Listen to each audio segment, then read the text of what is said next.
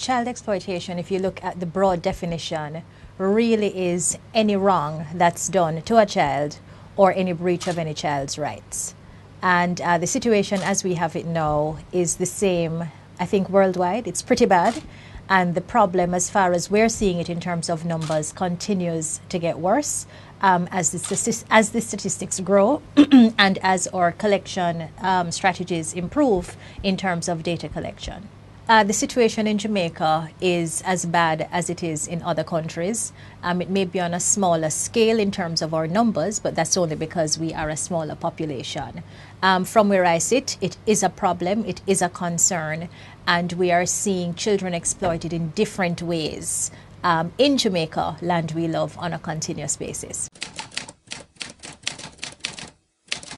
It has to be a marrying of several different approaches. For example, if you take sexual exploitation, we all know that to hold a sexual predator accountable, the child has to be willing to give the information.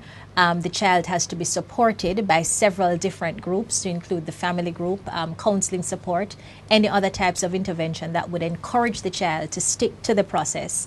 But what we're seeing, regrettably, is that sometimes, even when the child is bold enough to disclose, the persons around that child sometimes dissuade the child from continuing with the process. And so you don't have predators being held accountable. You have low prosecutions sometimes in terms of those matters. And even where you do have the prosecutions, you end up having persons not being held accountable because the quality of the evidence isn't as it should be, or the child midstream is persuaded by an aunt, for example, if it's an incest matter, and there's the whole issue of family disgrace. The child is sometimes persuaded not to continue.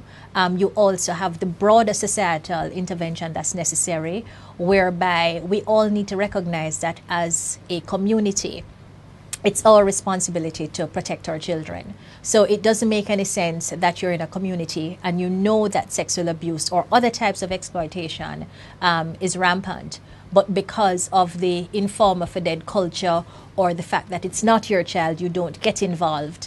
Certainly that is not helping the system either. So it has to be that there is strong legislative framework that is put in place by the policymakers. It has to be that there are strong and effective investigations and equally strong and effective prosecutions, and it has to be that the society as a whole plays its role so that we can get the information to hold persons accountable. This issue in terms of the removal of children from adult penal institutions really was one that dogged predominantly our girls.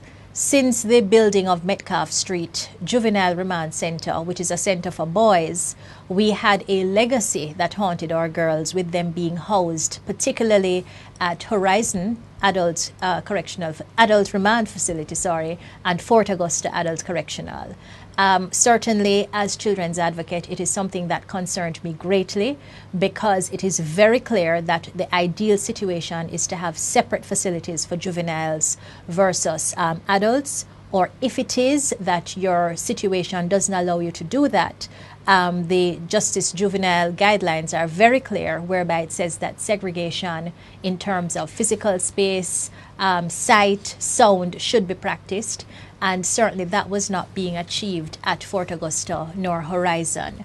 To express our great concern about this, it has always been an issue that the advocate, even before me, has been concerned about, but certainly since coming to the post last year, in March of 2013, there was a report that I tabled in the Houses of Parliament, which contained several recommendations concerning the whole treatment of wards in the correctional services.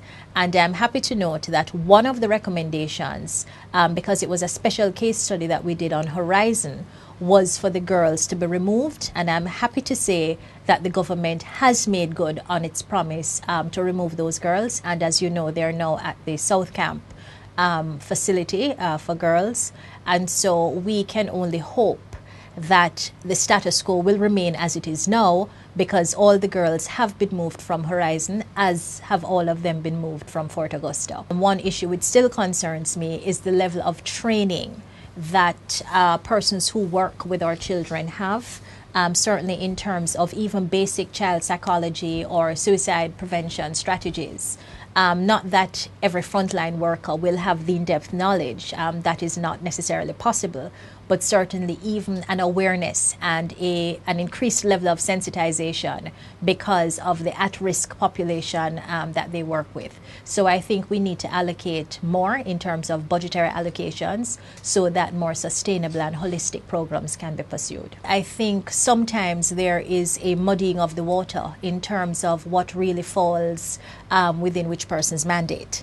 And certainly if the expectations are unrealistic, then I'm sure the answer will be that she has not. But if it is that you look at the thing in a structured way, that it is work in progress, that she has in fact, I think, made quite some strides in terms of certainly emphasizing, which I think is quite important, the therapeutic side of things, whereby it is not just dealing with a placement of a child, but it is the whole rehumanizing, reintegration kind of focus thing that certainly therapeutic interventions do promote. So I do think that the minister is in fact getting some results and that she's doing her work. I believe that if we are to tackle the problem of street children, we have to look at the root causes. And one of the root causes, as red flagged by the research in this area, is that children who feel very little connection to home, who have very little supervision within the home, or who feel as if there is no better choice, they are the ones that are prime candidates for seeing the street as a suitable alternative. And so it is my position and the position of the office that if we are to successfully bring the level or the numbers of children who see it as an alternative, we have to intervene at the front end. So we have to be looking at what is happening in certain communities that cause these children to see it as a suitable alternative. We have to be looking at not a blanket solution, because it cannot be one size fits all, because what you're seeing is that the street children phenomenon in Kingston is not the same as it is in Portland or as it is in Christiana. So we have to be looking at community-specific responses that will actually positively impact on the problem. For as long as I think that I can make a valuable contribution and that I am reaping some amount of success in terms of the impact that I'm able to have on children's lives. To increase the accountability amongst persons who breach children's rights, to see that more persons are brought to book and are dealt with quite seriously where it is necessary, and to have children as a whole take center stage in terms of their importance to society, in terms of how they see themselves, in terms of self-esteem issues, and in terms of us as a nation really embracing our children despite socioeconomic strata.